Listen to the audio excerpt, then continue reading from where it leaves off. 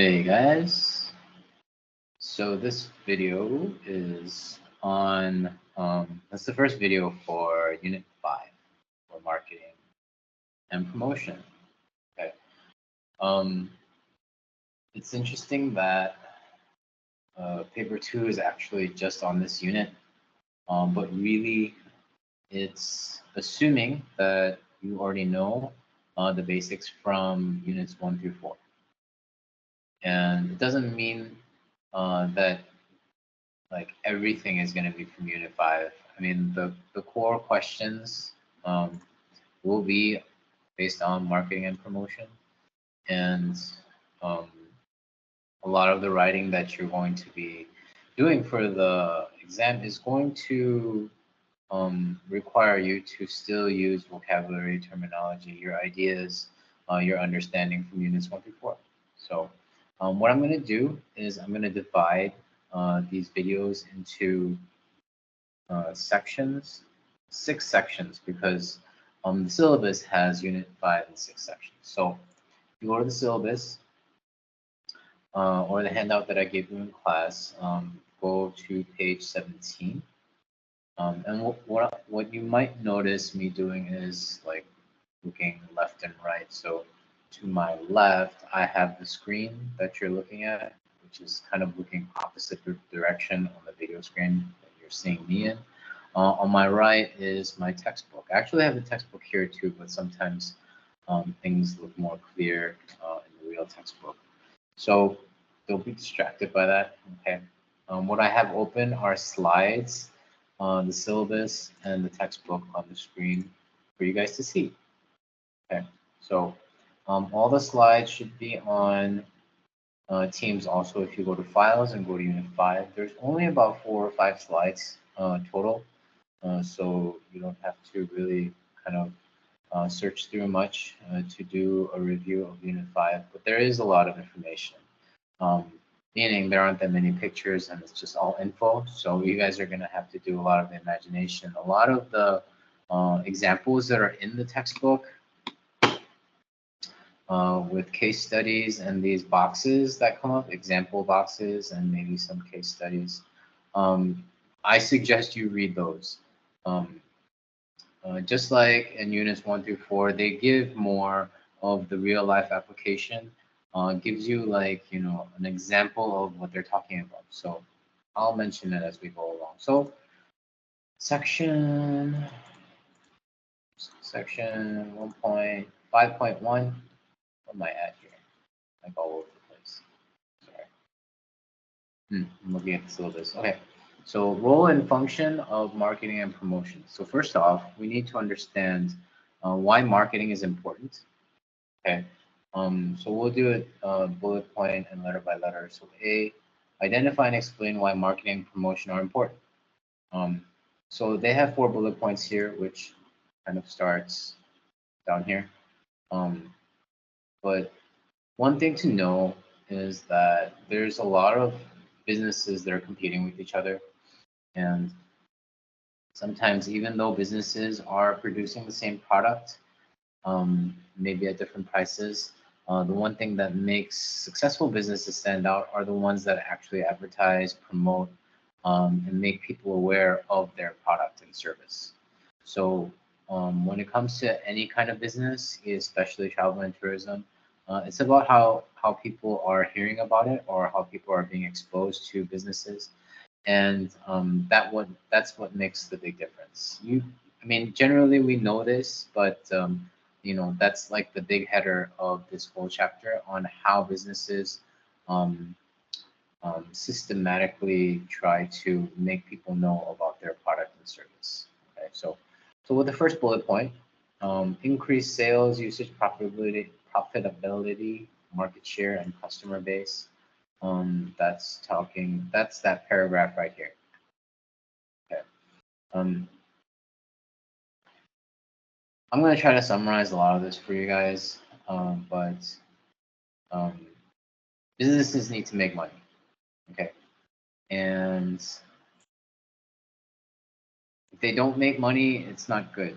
Private businesses, or otherwise also known as commercial businesses, are the ones that depend on profit, and they need to make profit so that they can do many things, expand their products and services, do more marketing and promotion, be able to spend money on doing research so that they can improve their products and services better, and improve and maintain their operating efficiency. The operating efficiency is all about, how are they running their business, and is there anything in place that kind of is redundant, wasting time, wasting money? So a lot of that stuff gets smoothed out over time. Only when businesses do well, actually. When they're not doing well, they might try to review and benchmark themselves just to see, where improvements needed to be made. But once you start making a profit, you actually have more time and money to be able to look for becoming more efficient, right? So another thing is that they need to try to, attract new and old customers to succeed. Because if you think about it, if you just continue to try to attract new customers, what you're saying is that you don't care that they don't come back. And new customers only come because of the current marketing and promotion that's in place, that your business has in place. And that's a lot of money to be wasted, especially if you're just advertising so that you can get a new group of people for a season. And then when that season is over, you spend a lot more money again on marketing and promotion and advertising so that you can get another set of new customers. So it's very important to try to bring back customers. Have customers really become dependent on the product and service. In travel and tourism, it's not really about being dependent. It's more about reliability and credibility. So yeah, businesses, they need to make money, and they need to be thoughtful about how they are doing their promotions. A thing about not public businesses or non-profit seeking, non-commercial businesses, they're not really having profit in mind, but they do need to make a profit so that they can continue their business for the future, so that they can continue to maintain, also expand services and products, but again, not for the purpose of profiting, um, because there are a lot of organizations, government related, NTO related, anything that's more for public service kind of organizations. They also need to do promotion and marketing too, because they can't exist just for the public, hoping that the public will use their services just because they accidentally learned about them. So that's what that section is about. Next one is the competitive advantage. This is a good example here. Many destinations are out there with very similar attractions, and a lot of and many different providers like tour operators, hoteliers, airline companies. They're all operating, or they're all functioning off the same products and services, or similar products and services in different destinations. Okay, so it's not going to be surprising when you go from one mega city to another mega city to kind of see, like, the similar kinds of infrastructure and the similar kinds of attractions, like museums, parks, um, a Ferris wheel, what else? Malls. Like those things are like very standard when it comes to mega cities or big urban areas. So the thing they have to do is they have to find out how they can be more competitive, what makes them stand out more. Um, like city managers, city planners, destination managers, they all have to think about how to attract people to their city compared to other cities. So when you see advertisements and promotions, what they're going to do is research what makes them so similar to other destinations or other cities, and then try to pick and find out what is highlighted, what is unique about their city or about their destination, so that they can stand out, and then people can be more attracted to that product, which would be in this case the destination. So marketing is the tool that they would use to let people know we are different, even though we look the same. Okay. And it's really about how you get into the mind of people, about how you make an impression, right? Think about your friends. Your friends are all pretty much similar. You guys like the same things. You talk about the same things. You probably have the same opinion about things. And if people met like all of you and your friends at the same time, you probably can't tell much of each other apart from what you guys look like. And some of the more unique characteristics of each of your friends and you are kind of not out on the surface. Okay. And if it is out on the surface, then great. You don't have to market yourself so much because everyone knows you based on, what your personality is like. But there are some things that people can't really tell the difference because things are so similar. The next bullet point is positive organizational and product image. I apologize. I should be going through these slides at the same time too. I think I'm depending too much on the syllabus. Um, Kind of hard to go through the slides and the syllabus at the same time with such a small screen as well. But what I suggest you guys do is to have your syllabus in front of you to make sure that you cover everything that the syllabus is covering. Okay, what I had just up on here. The slides kind of make the information digest a little bit easier. So I think I talked about a lot of this. Oh, this is the differences between marketing and promotion. Maybe you might need to know. Marketing is the strategic business function that creates value by stimulating, facilitating, and fulfilling customer demand. So if we look at promotion, any form of communication or activity carried out specifically to call attention to the products and services of a particular organization. All right. So those two, although they might seem similar in your mind, um, I don't know if you really need to know the difference of either one, but just think of marketing as um, the method that they're trying to connect with the customers to be like, hey, look at me, look at this product and service that I'm trying to sell to you. Promotion is more about how you're doing that. Okay, what is the communication or activity carried out? Okay, um, so it kind of like goes back and forth. You can use them synonymously, but I just threw that in there. Four functions of marketing. All right, so that's the bullet points that we're getting to. I talked about this already. Competitive advantage. I talked about that already. All right, let's go to positive organizational and product image. Okay, so organizations. The word organization, business, um, and company kind of all like get mixed around. Okay, so don't get confused. So positive organizational means that organizations, businesses, companies, they need to have a positive image, right? What's the opposite of that? It's a negative image. So what they need to do is to make sure that people that they try to promote to um, are going to feel good about the product and service that they use, and also for people to know that other people found positive experiences because of the product and service. Okay. Um, the only way that an organization has a negative image would be because of bad reviews, something that came up on the news about some tragic, thing that happens. It could be something that's not even related to your organization. It's just that your organization happened to have some sort of catastrophe based on you know natural disaster or something big that happened in the news, and then your business just happened to be there. All right. So anyway, regardless, people will have a positive or negative image, and usually you want to communicate a positive one. Make sure that it stays positive. Brand is a big part of that. Brands are brands because they are positive. They you know brands because other people have talked about it.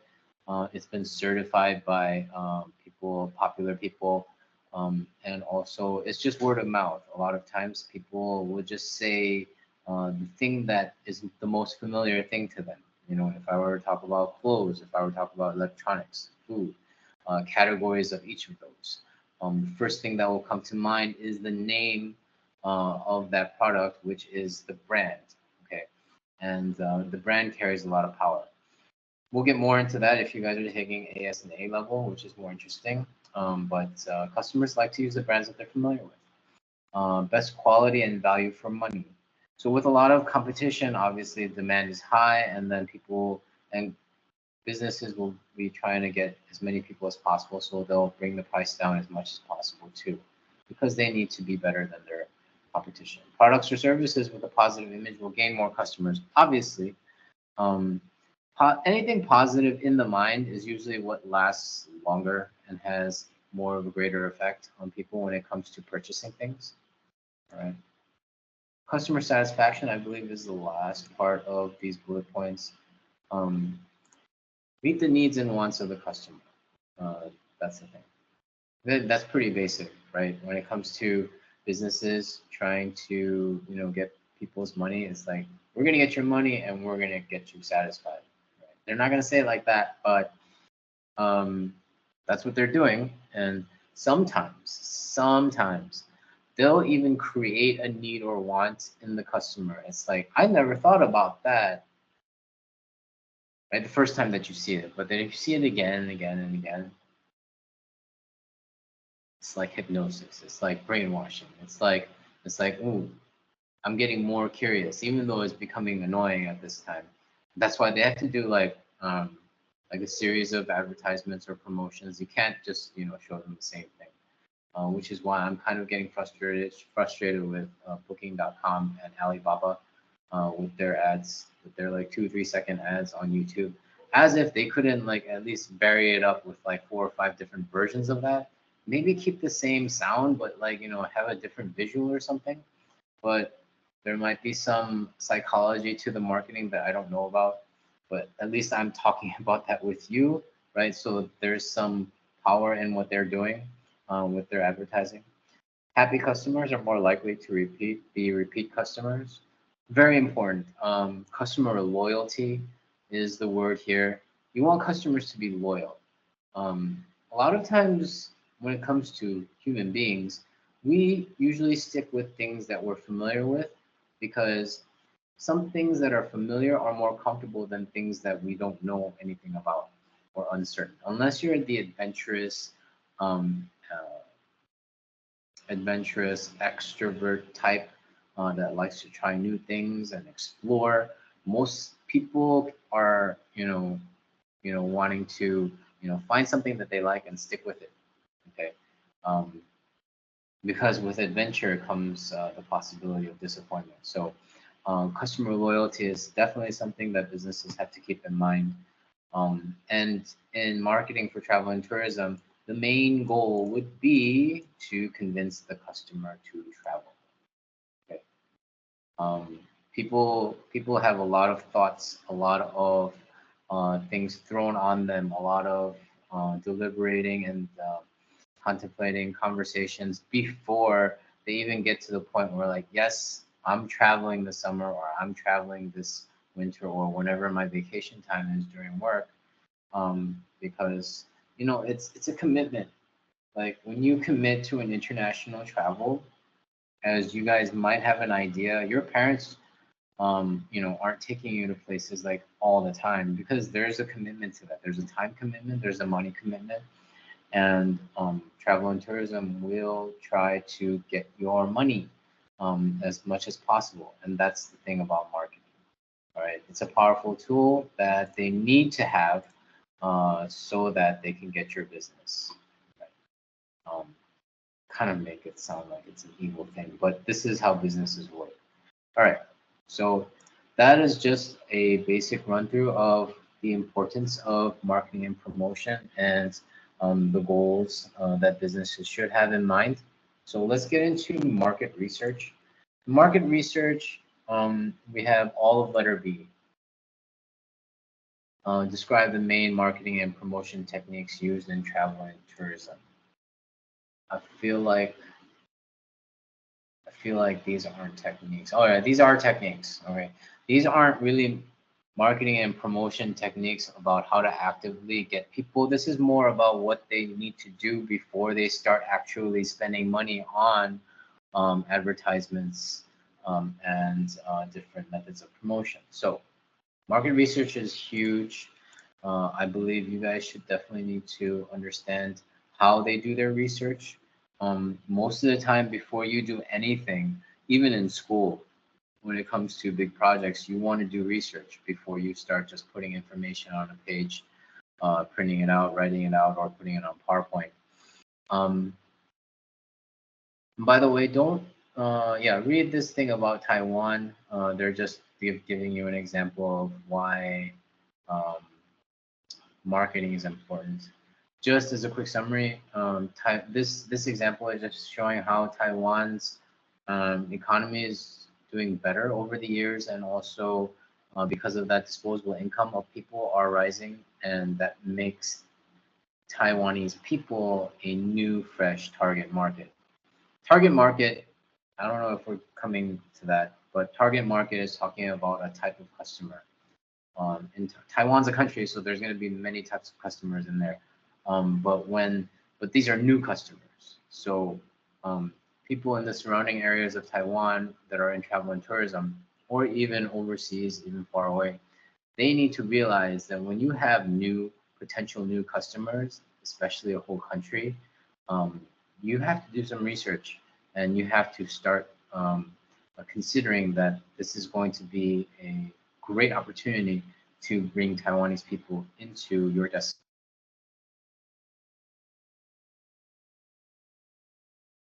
business. Okay, so read that. It's nice. Puts all of what I said into context. Let's get into research. So there is different kinds of research. Research is necessary for many reasons. Part A, we're going to do market research. There's two types of market research for that first bullet point. We have primary research, and then we have secondary market research. Okay. Primary market research and secondary. Before I forget doing the slides. Market research tries to also find out what are the needs and wants of their customers, right? They need to know not only, businesses have to almost have to read customers' minds to really satisfy them. And it's not that customers want their minds to be read, or do you? Maybe you do. You just don't expect that from businesses. And then when businesses actually do satisfy certain needs and wants that you never thought they would, that's a great impression, right? That's great customer service for sure. Products are usually upfront. You kind of pay money for what you have already seen in pictures and videos, but that customer service kind of gets in there and then adds a nice finishing touch. So market research has to be conducted for marketing to even take place. So I remember going over this before. I honestly don't think it's going to be that important, but it is in the book. There might be a slight chance that you might be questioning about the stages of the market research process. This is very similar to the scientific process on how you make a hypothesis, gather data, and what's the next step? Make a report or something, and then come to a conclusion. It's like turning theory into that's why I'm not doing science. But anyway, if you get what I'm saying, these stages are similar to that, just from the start to finish. Setting the objectives, design the research, data collection, analyze the data, and report the results. Okay, they need to go through a systematic process so that they can be more organized with their research. But I don't want to talk about that much. Let's just get into what I know you guys will have to know. Primary market research. This is also called field research. Field research means you're going out on the field. You are actually going to people, finding out information face-to-face, questionnaire, surveys,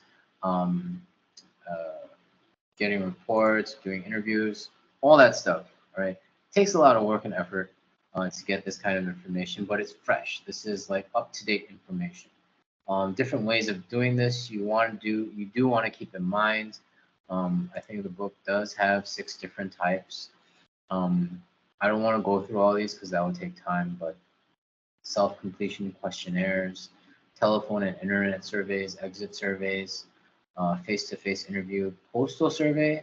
I don't think this is something you guys will be familiar with, but this used to be the thing. You get a survey in the mail and you're like, yeah, why not? Let's do it, especially if there's like an incentive. The modern version of that would be taking about 5 minutes of your time online and then you getting a small discount on the next time you use that business.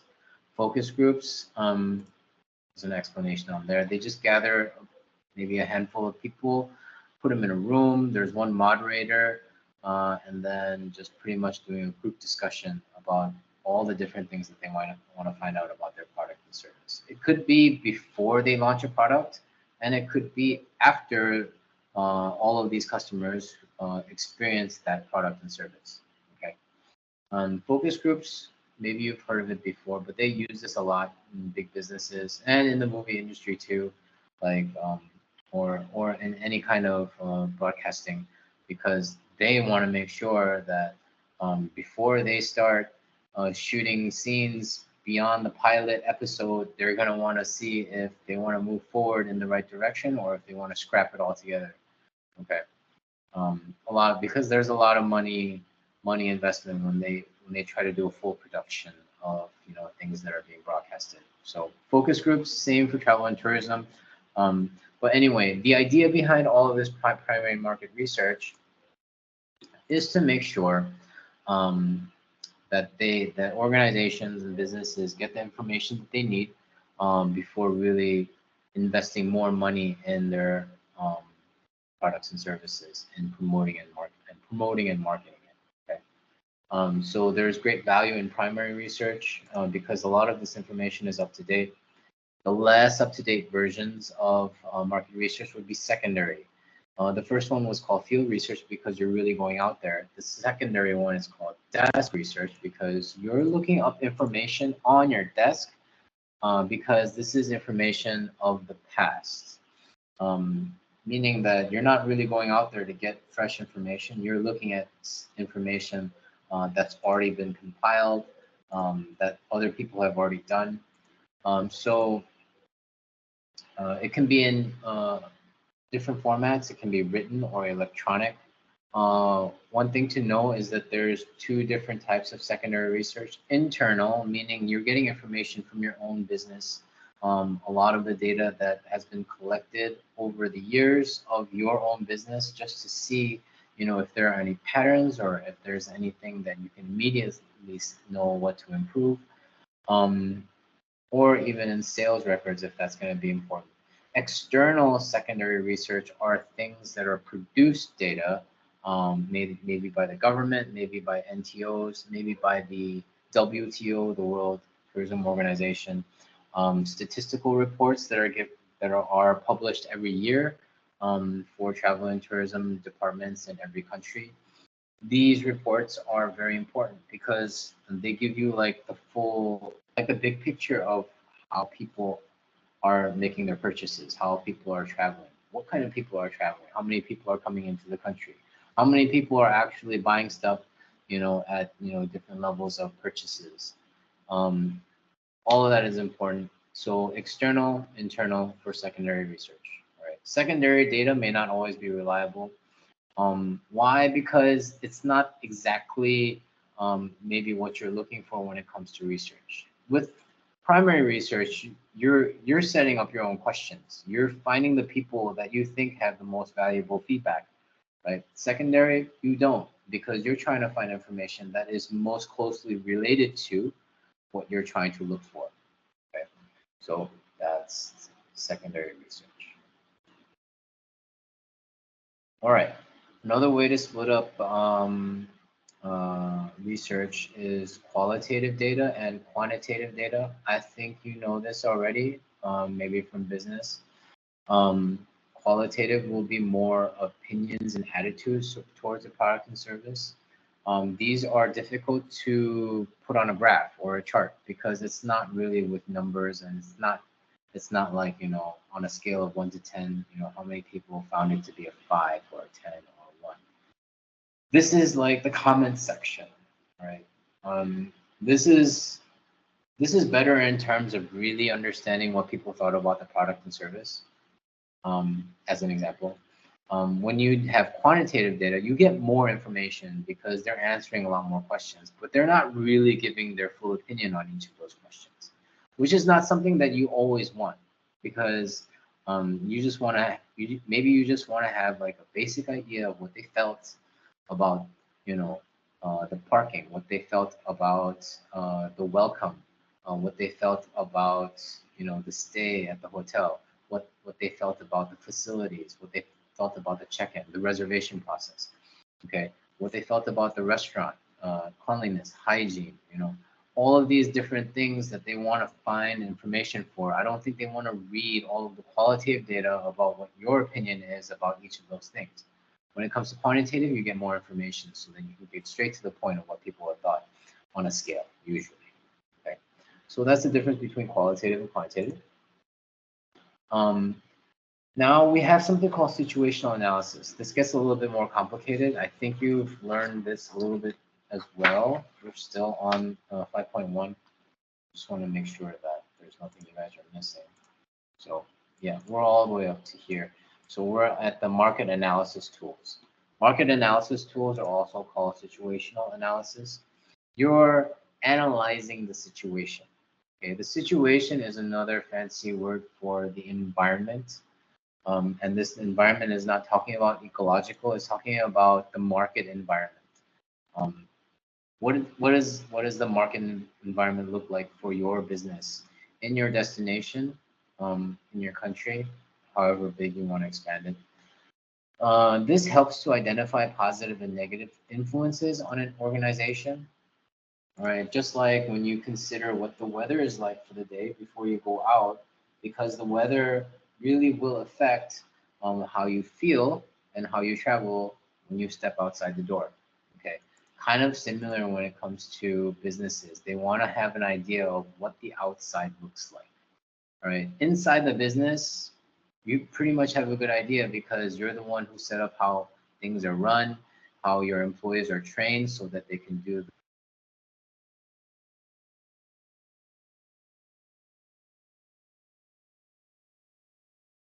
There are two influences that you need to keep in mind for situational analysis. There are internal influences, things that are within your control. So if if certain products in your company need improvement, that's within your control. You know what needs to be improved, and you can take care of that. All right. But if there is a problem with the product, from the business's perspective, when you had launched it, there was no issue, but people seem to have an issue with that product, okay, for whatever reason. Finding out what the real reason behind that is, okay. It might not just be the product being the problem, right? It could be people not having enough money to pay for the pricing that you put on that product or service. It could be people not being able to even get to your business because of some issues, economical, political issues, so we call those things external influences because it's not really within the control of the business. Okay, those are just examples. So know the difference between internal influence and external influences. This is how we're going to start talking about these analysis tools that are going to be in the next 2 slides. First one is called the SWOT analysis. SWOT because they're an acronym, because each letter stands for a word. All right. This is the first of the situational analysis. SWOT analysis stands for strengths, weaknesses, opportunities, and threats. Okay. Strengths and weaknesses are internal factors. What we had talked about here, the internal influences, these are internal factors. So when a business starts a SWOT analysis, they're going to find out what are their strengths and what are their weaknesses. Kind of trying to list out all of these strengths and weaknesses gives businesses a refresher on the things that they're good at and the things that they are not. Okay. And then that's compared to the external factors, which the O is opportunities and T is for threats. All right. What kind of business opportunities are there based on the external factors, and what kind of threats are possible to the business because of external factors? Okay. To get a better idea of what that looks like,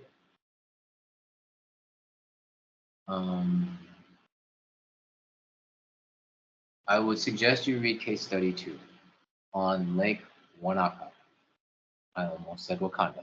Lake Wanaka, New Zealand, right?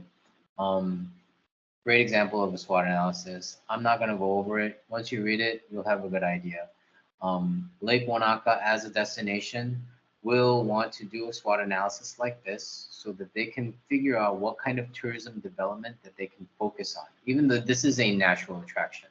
But as a natural attraction, it can't just stand there by itself and then let it run itself while people just come and go, right? People are managing this destination, I mean, this attraction. So knowing what people, what the situation is for Lake Wanaka makes the tourism development ideas better. Okay, so what you want to do as you're reading this, think of it from a manager perspective of this attraction, and be like, and try to think, okay, so what kind of changes do I need to make? What kind of marketing and promotion will have to be focused on based on the strengths, weaknesses, opportunities, and threats. Okay, and then you'll start to think about, maybe we need to promote to a different set of customers or a different market, or maybe we need to change the product itself. How can you change the natural attraction? Then there are some things that you might be able to do in terms of activities that are being promoted at the natural attraction.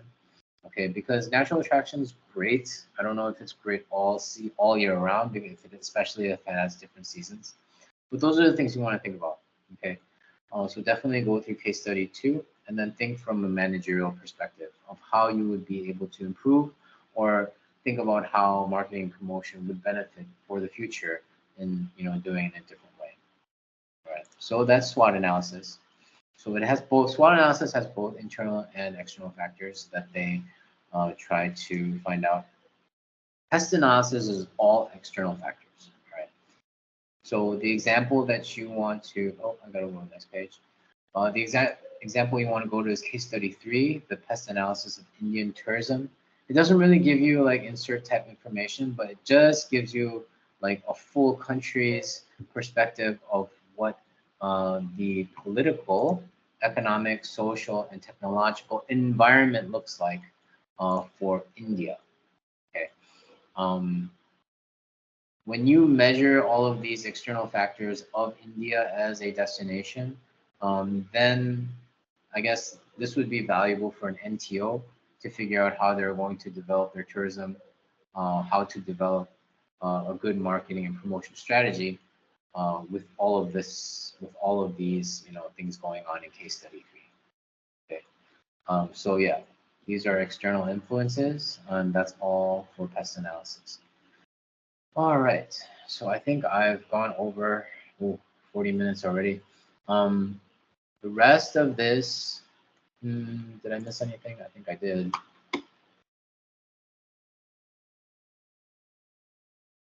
The Snaefell Visitor Center, the first case study here. Yeah, read that. Find out how a dying tourist attraction needs to be changed. Does the attraction need to be changed, or does the marketing and promotion need to be changed? So read through that, think that through. And at the end of this section, the syllabus starts talking about the development of an effective marketing mix. I don't know why they stuck that at the end of section 5.1, because really this is the intro to the rest of the book, the rest of the unit actually. So I think they're just giving you an introduction. I went too far. All right, it's just this section right here in the book. You guys know what the 4 P's is. The marketing mix is the 4 P's: product, price, place, and promotion. Right. the rest of the book is going to be going over this with an introduction before starting getting into product. Okay, this is really important because this is comprehensively what needs to be researched, what needs to be focused on for businesses to market and promote properly. Right. So I think I pulled up the next slide. This is the beginning of the next slide. So 4 P's of marketing, important to really get into. Do I need to talk about anything right now about this? No, not really. Yeah. So I'll end it there. We'll start here in the next video. So yeah, definitely don't rely on this video with all the information because I just left you guys hanging with SWOT and test analysis. Please go through the example and case study boxes so that you can have a better understanding from a, let's say, a tourism management perspective, right? All of this is from like the management perspective because you have to be thinking about it as if you were the one in charge of making a profit for your business and what is the best way to market and promote, right? So I will see you guys in the next video for section 5.2. Thanks, guys.